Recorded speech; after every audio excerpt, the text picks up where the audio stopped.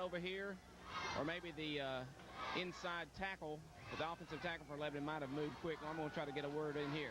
1st and 15 for Lebanon. That puts the football back at the Lebanon 33-yard line. And the Blue Devils are a long way from a score. 67 yards, as a matter of fact. Tressler back to throw. Tressler firing long and way over the head of Zachary, who had broken behind the receiver. But the pass was about 10 yards over the head of Zachary, who actually got free and shook his defender at about the 45-yard line and was open at about the 40. Lebanon pulling out all the stops. We ran Tressler on the reverse pass. Tressler has been a backup quarterback his entire career here at Lebanon, has a good arm. It showed that arm strength, but overthrew Zachary trying to run the little zig out route, and he comes to the sideline. Ron C. returns for Lebanon. All right, it will be 2nd down and 15, and Pitt back to throw. Looks, Pitt firing over the middle, got Ron C. up at the 44-yard line, but it's short and in the middle of the field. Mount Juliet letting them have the middle, and Ron C. took it that time, and the pass was good to see to the 44, but time is evaporating. Football cheerleader at Lebanon High School. We're here with Rusty McDonald for Hallmark Drive-Thru and Square One Express to thank them for their support and present to them this Blue Devil football souvenir. We at Hallmark Drive-Thru and Square One Express are proud to support the Lebanon Blue Devil football program. Go Devils! Going into their prevent defense now. And Pitt calling the signals. Pitt is back to throw. Got some time. Looks, fires over the middle. Complete to Joel Griffin. Griffin slides outside. He's got some room. 40, 35, 30. Knocked out of bounds inside the 30 down to the 26.5-yard line. Joel Griffin on the carry. Had one man to beat in Mount Juliet's. Sean Daniel, I believe it was. No, it was Todd Kelly.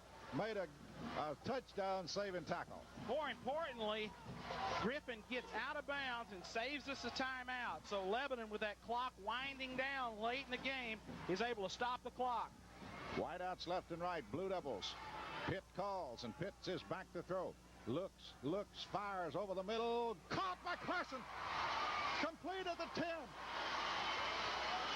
That will stop the clock. The crowd just goes nuts. The clock will stop, and they'll allow Lebanon to get set as Lebanon has it. John, is it inside or outside the 10? It's right outside the 10, Tommy. They're going to have about one play. They're going to crank the clock right here. Blue Devils and Lebanon will waste it down there as spiking the ball is Pitt. So they didn't lose but a second or two on that. But, John, do you have any idea how much time's left? John out on the field trying 18 seconds. So time for a couple of tries at it here, guys. Boy, this one's going down, isn't it? And Terry? Check it. That's 8 seconds. 8 seconds. Oh, my. Well, you've got a chance to throw it in the end zone, or you do have a timeout you can burn. 1st and 10, Lebanon just outside the Mount Juliet 10. Griffin in motion to the left side. Pitt back to throw. Pitt down the line. Looks. And Pitt going to be hit and throw it away to the wide side. An intentional grounding going to be called there, and that's going to take Lebanon plumb out of scoring range, I believe. I think they're going to call intentional grounding, which really it was, because there was, and they do. There was no receiver in the area. Pitt trying to get rid of it, but not able to throw it in the direction of his receiver. Well, it gives us more room on the pass route because they're going to back it up several yards on the penalty. John, any idea on the time? No idea at this point, Tommy, but the penalty does stop the clock. And instead of getting sacked back there, you know, he's smart enough to try to get rid of it. The penalty does stop the clock, and we will get one more play, it looks like. Loss of down on that 3rd down, it doesn't matter. For all practical purposes, I don't think there's any way we could get off 2 plays. Football at the Mount Juliet 23 now. Lebanon one shot at it and one only. Pitt calls. Griffin in motion. And Pitt down the line looking for somebody to throw to. Gets a good block. Fires incomplete. And the football game, I believe, is over. It is. Mount Juliet has beaten the Lebanon Blue Devils 14-6. We'll be back after this 2-minute break. Hi, I'm Jim Montgomery, a varsity football cheerleader at Lebanon High School. We're here with Ted Alls, the Fakes and Hooker, to thank them for their support in presenting this Blue Devil souvenir. On behalf of Fakes and Hooker and its employees, we'd like to take this opportunity to wish Coach Bob Dillard, his coaching staff, and his players at Lebanon High School a very prosperous year. Go Devils! Welcome to the post-game show with head coach Bob Dillard and sideline reporter John Bryan. Brought to you by Fakes and Hooker Decorating Center, your Porter Paint dealer. Southern Home Furniture. Auto Parts and Service, Lebanon, Carthage, and Gallatin. College Street Church of Christ Youth Ministries. And Harris Brothers Cabinet Shop. Thank you, Tommy. John Bryan down here on the 40-yard line with head coach of Lebanon Blue Devils, Bob Dillard. Coach, tough region loss tonight. The Mount Juliet offensive line really put a licking to us. Yeah, they did. Mount Juliet came in here to win this football game, no question about it, and they come in here and took the fight to us, and we didn't respond in a way that a good football team should respond. They took it to us all night, controlled the football, and Mount Juliet deserved to win this football game.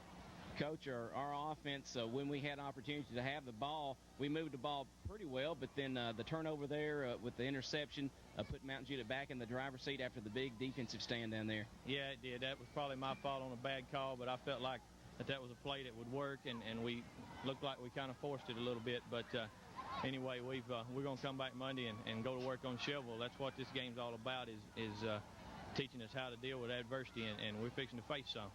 Coach, as you mentioned, we go to Shelbyville. Do you know anything about that ball team?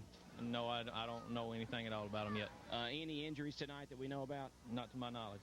Coach, good luck in this week's practice, and let's get that Shelbyville Eagles. Thank you.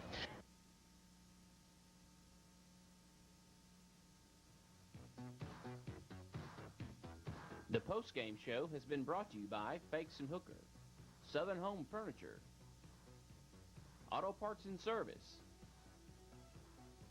College Street Church of Christ Youth Ministries, and Harris Brothers Cabinet Shop. Lassiter Field, Tommy Bryan and Terry Stafford in the postgame show as we're giving you the details of Lebanon's 14-6 loss to Mount Juliet here in a Region 4 5A contest. Mount Juliet breaks an 8-year losing streak as they defeat the Bears, as they defeat Lebanon by a score of 14-6. These program notes. Tune in tomorrow morning from 9 to 10. You can hear the Coach's Breakfast live from Arby's on West Main Street, brought to you each week on Saturdays by Winfrey's Roan Jewelers. Also, stay tuned tonight for the Scoreboard Show, as Phil and Dale will be bringing you all the scores from around Middle Tennessee and games involving Wilson County football squads. And don't forget, we'll have the 50-yard line program, the 50-yard line show on Thursday nights between 7 and 8 with Dale, Lynn Bogle, myself, and Clyde Harville. So lots of good stuff going on FM 99, your station for sports here in Wilson County. Here with the statistical rundown of tonight's football game, our man with the numbers, Terry Stafford.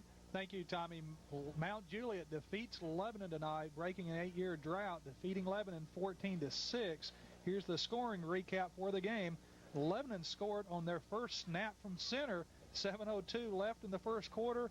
Damon Pitt hits Elliott Carson for a 69-yard touchdown pass. It looked like a good beginning for Lebanon, but that was not the case. Lebanon goes for a 2-point conversion. It fails, and Lebanon leads Mount Juliet at the end of the first quarter 6-0. In the second quarter, Mount Juliet gets on the board. Tito Butler runs it in from the 2-yard line as Mount Juliet goes 27 yards in 6 plays. They add